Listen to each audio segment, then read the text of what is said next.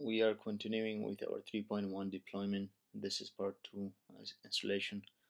We can download multiple types of Business Objects 3.1 installation components. We're going to install server client tools.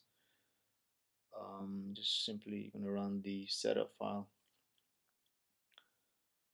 and I'll just follow the steps, agree to it, and then followed by entering the component information and license key.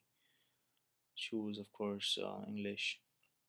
Next, we're going to point this installation to our existing SQL data sources. We're not going to pick the MySQL database. Of course, it's a new installation. This is the CMS port. Those of you who are familiar with the subjects XIR2, CMS used to be and still is the heart of business objects. However, a very important component has been introduced in this 3.1 release, which is called Server Intelligence Agent. Whereas in Business Object XIR2, we would see a list of all the servers in CCM, Central Configuration Manager. In our 3.1 release, we will only see Server Intelligence Agent that will contain rest of the servers, like Webby servers and Swiss Report servers and so on. We're required to give it a node name so that we'll be able to identify the machine easily in a clustered environment. Next, we're going to select our CMS database, which will be our 3.1 data source that are created for CMS. I'll provide the password.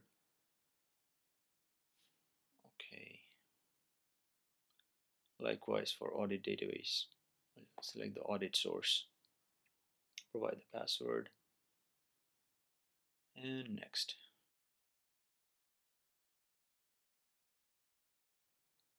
And we're going to install TomCat server. We're not going to automatically deploy to pre-install web server because we don't have it installed.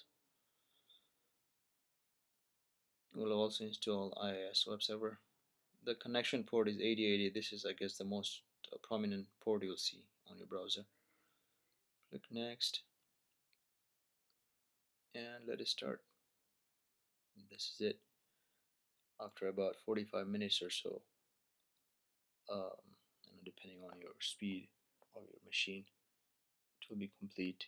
So I'm just skipping ahead, and once it's done, select Launch Business Objects Administration Console. This is the new central management console. Hit finish. For the first time, it will probably take like 20 seconds or so, and that's the port number, as I was mentioning earlier, 8080.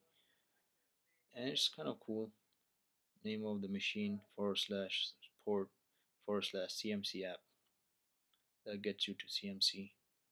And if you put in InfoView app, it gets you to InfoView, which is going to be handy once you're going to be doing SSO and stuff like that, single sign-on. So we'll wait a few more seconds, and here it is. We're going to enter our administrator username and the password that we defined earlier, and authentication will obviously be enterprise.